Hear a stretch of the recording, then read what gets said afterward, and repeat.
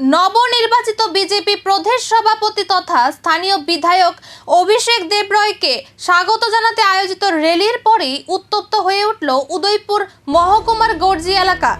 শুক্রবার বিকেলে বিজেপির গর্জি সেক্টর ৩২ মাতাবাড়ি মণ্ডলের উদ্যোগে নবনির্বাচিত প্রদেশ সভাপতি অভিষেক দেবরয়কে স্বাগত জানিয়ে বের হয় বর্ণাঢ্য অভিনন্দন র্যালি।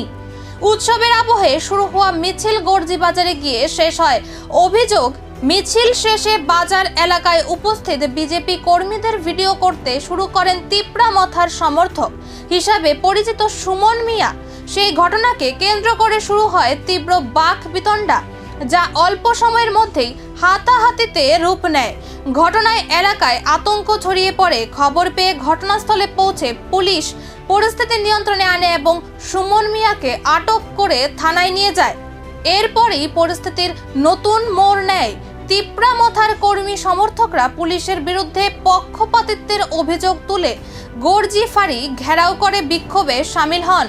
বিক্ষোভকারীদের অভিযোগ, তাদের সমর্থককে অন্যায়ভাবে হেনস্থা করা হয়েছে। অন্যদিকে আইন শৃঙ্খলা পরিস্থিতি নিয়ন্ত্রণে রাখতে এলাকায় অতিরিক্ত পুলিশ ও আধা সামরিক বাহিনী মোতায়েন করা হয়েছে।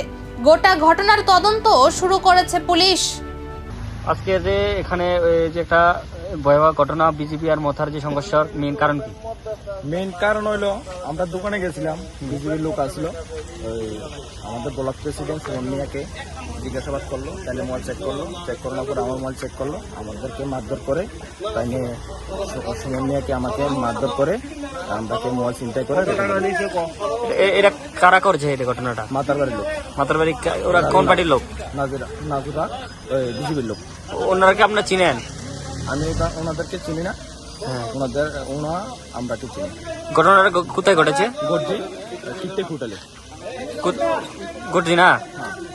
এই ঘটনার সাথে কে কে জড়িত আছে? এখানে টাকা আর কি আমাদের কাছে 10,000 টাকা নিয়েছে, 10,370 টাকা নিয়েছে। চিন্তা করে নিয়েছে এখান থেকে? হ্যাঁ, করে আমাদের থেকে নিয়েছে। তোমার সাথে কে কে ছিল এখানে? আমাদের সঙ্গে ছিল ব্লক প্রেসিডেন্ট সুমন মিয়া। উনি এখন কোথায়? উনি এখন থানাতে আছে। থানাতে? হসপিটালে গেছি, থানাতে।